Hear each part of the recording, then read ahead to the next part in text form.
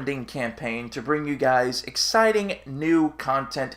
We are going to be launching a new show here on my channel. It is an offshoot of Metalhead Central, and this is the Metal Artist Review Show, and I'd like to welcome you to the very first installment. Now, this is an episodic show, so with each successive series of installments, what I'm going to be doing is going through some of the truly great artists in metal and reviewing all of their albums.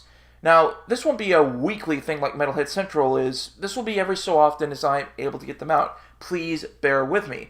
Like I said, this is being done in an effort to provide you guys with new content and hopefully bring some more new people into the channel. So to get things started, we're going to run through the entirety of albums from a band that I am so sad to see broken up, and that is the Devin Townsend Project.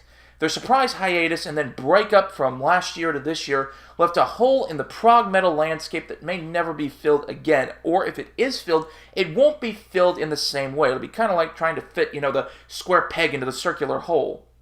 Now, I'm not saying that every single one of their albums was a complete masterpiece, but the quality of musicianship and the talent displayed by each individual on each album was always very interesting, and it left a definite impression on the listener.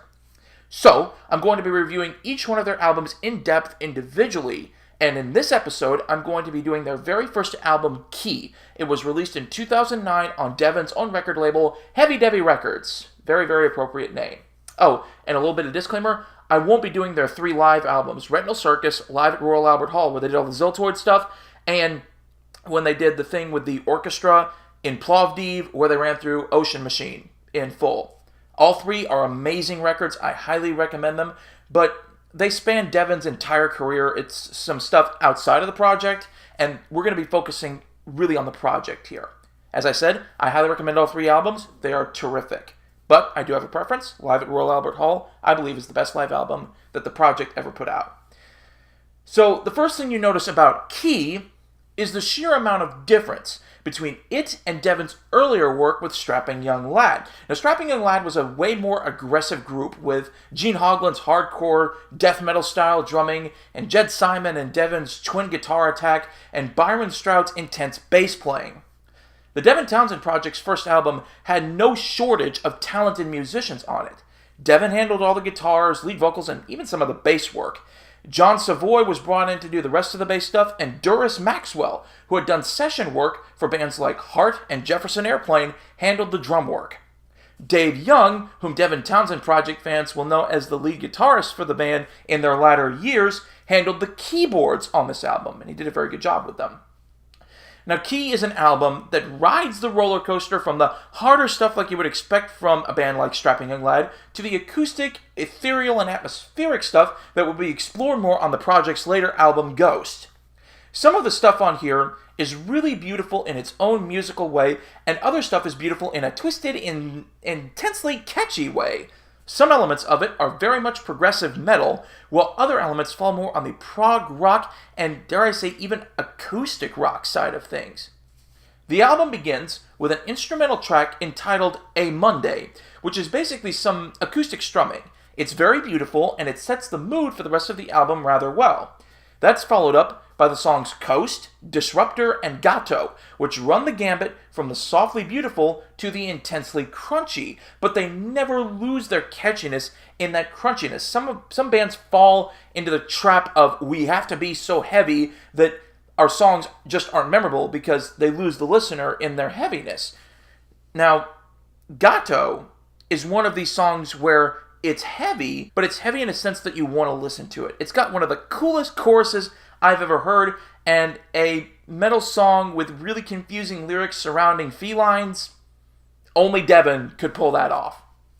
Then you have the spellbindingly peaceful song Terminal. This is the dip down in the roller coaster on the album, which showcases Devin's ability to carry softer melodies very well. It also has a very interesting ending, where it sounds like they left the talkback mic on in the studio after finishing, and you can hear Devin talking with someone about the song. Now that song is followed up by a track that's definitely one of, if not the heaviest on the album. Heaven's End takes you from the serenity of Terminal and wallops you in the face with its intense riffage in the chorus. but it also makes time for moments of quietude that really benefit the song. But overall, it's probably one of the weaker songs on the album. It's got a really cool chorus, carried by some guest female vocals courtesy of Shea Aime Dorval, but all of the background noise makes the song feel incredibly muddled. It just feels unnecessary. Now that song is followed up by the second and final instrumental track on the album entitled Ain't Never Gonna Win. Now this is an interesting track because it sounds like it was born out of the sleazy cheesiness that the 1970s provided. The stereotypical guitar work is present here.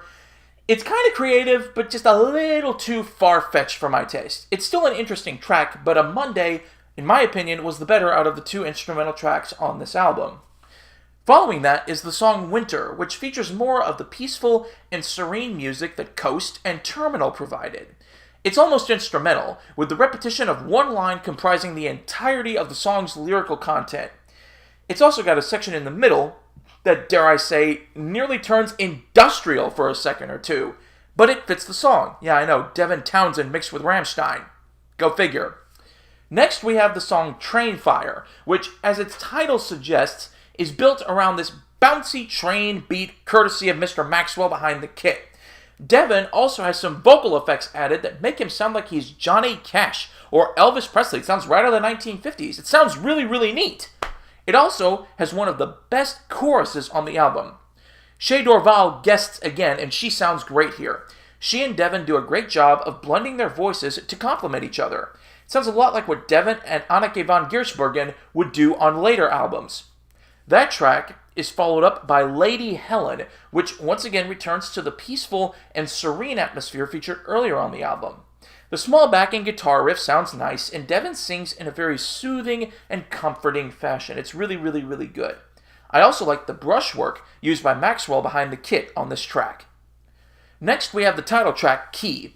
The start of the song continues that peaceful flow from Lady Helen and reduces itself to the absolute minimum musically speaking. Soothing vocals are combined with sparse acoustic and electric guitar work, creating a very poignant soundscape. Then it explodes via a gradual crescendo, but it's a very controlled explosion. I find that a lot on Devin's records. The music will build and it will explode, but it's a very controlled explosion. The music doesn't go haywire, and it's really nice. At the end of the song, Devin breaks forth from the track and his vocals soar over the backing noise. It's a very interesting song, and the dichotomy between the first and second halves is at once very wide, then it's extremely narrow. Now that's followed up by a really beautiful acoustic track ironically entitled Quiet Riot.